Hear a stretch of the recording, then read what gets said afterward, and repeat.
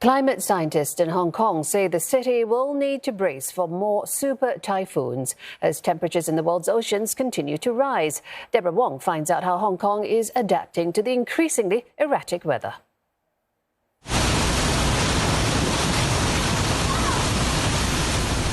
September 2018 was a day to remember. Super Typhoon Mangkhut battered Hong Kong with wind speeds of 175 kilometers per hour, shaking skyscrapers and sending boats crashing into the coastline.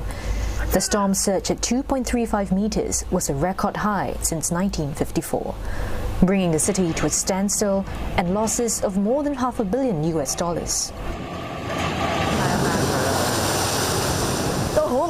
好緊張咯，好驚咯！死啦！嗰啲水咁犀利，啲浪咁勁嘅，我都未見過咁犀利。浸上嚟呢度㗎，浸到上嚟打上嚟呢度㗎，一陣風嚟就磅啊！一陣風嚟磅，一磅到我哋個頂嗰度咧，沖涼咧死到得。86-year-old Yong Ziyuk has lived in the fishing village of Leirimun all her life.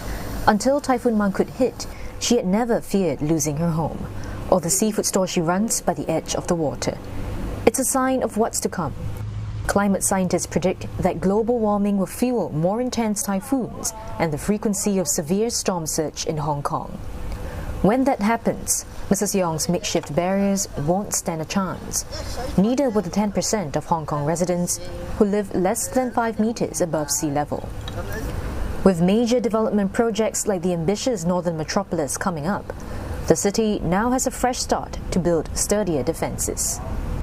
Under its 2050 Climate Action Plan, authorities will strengthen coastlines by building more rock walls and breakwaters to cushion the impact of waves.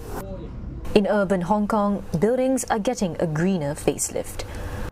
Our Farm Together projects have around 90 farms in Hong Kong and 1 farm in Singapore, spanning across 56,000 square meters. Urban farming itself also helps to promote decarbonisation, especially having greener area can help to reduce the heat as well. Private developers have an increasingly critical role to play, especially as new towns are in the pipeline, like the northern metropolis. This includes installing typhoon-resistant windows to guard against extreme storms, as well as fortifying buildings with flood barriers in low-lying areas. But climate resilience goes beyond just adaptive infrastructure. Biodiversity is actually part of climate change as well, and ocean is a very important resource to capture the importance of biodiversity as well as actually to regulate the climate in the earth.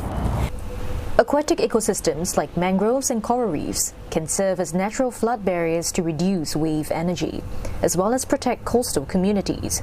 But it's easier said than done. Hong Kong is home to some of the most resilient corals in the world, having weathered an environment that's affected by rapid coastal development. Now that, along with the pollution that comes with it, has taken a toll on the coral health system. So we're going down to see what exactly we're dealing with.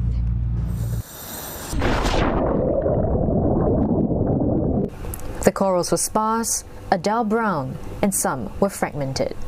They weren't exactly brimming with life. Corals were mined heavily in Hong Kong to produce slaked lime. We have a combination of factors like destructive fishing practices, dynamite fishing, which was phased out long ago. So Dr. Baker co-founded ArchiReef, which restores degraded ecosystems through 3D printed tiles.